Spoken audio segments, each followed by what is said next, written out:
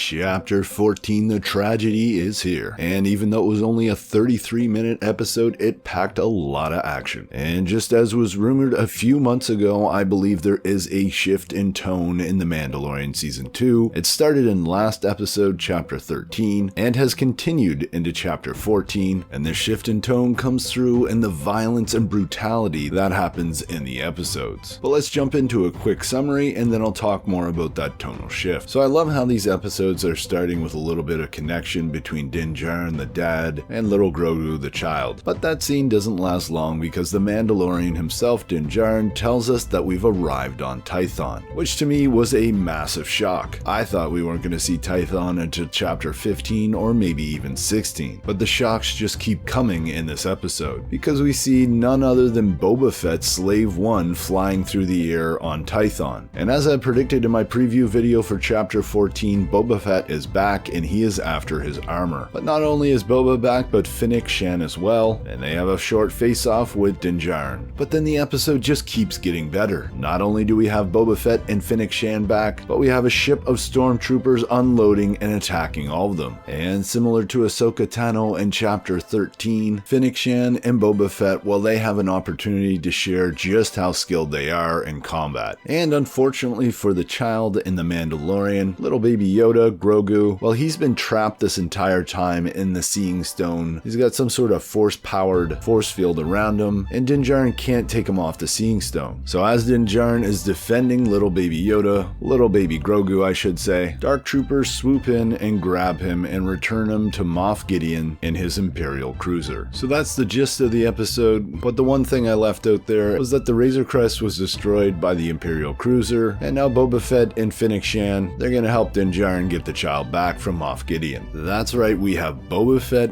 Fennec Shan, and the Mandalorian on an adventure to get the child back from Moff Gideon. I mean, how awesome is this, and how awesome was the return of Boba Fett? Getting back to that discussion about the tonal shift in Season 2 of The Mandalorian, the violent scenes that Boba Fett has in this episode are just next level. He absolutely destroys the stormtroopers in hand-to-hand combat, and it only gets better after he gets the armor out of the Razor Crest, and he comes to the rescue of the surrounded Fennec Shan and Din Djarin. It was also really amazing to see the Dark Troopers in action. Of course, we didn't get to see them do a whole lot, but to see something like that step out of Legends and video games directly into live action like that is pretty damn cool. I also really loved how the Seeing Stone and that scene with the Death Troopers was reminiscent of Weathertop in Lord of the Rings, where Frodo and the hobbits are assaulted by the ring wraiths. There are also a couple reveals in this episode. Moff Gideon, for example, seems to know that Baby Yoda was at the Jedi Temple and was trained by the Jedi way back in the Clone Wars. And the second reveal is that Boba Fett's father, Jango Fett, was actually a foundling and fought in the Mandalorian Civil Wars. But hey, Star Wars fans, I gotta get to work. That's all the time I have this morning. Let me know what you think in the comments below. As always, I'm Mike. Thanks for watching, and may the Force be with you.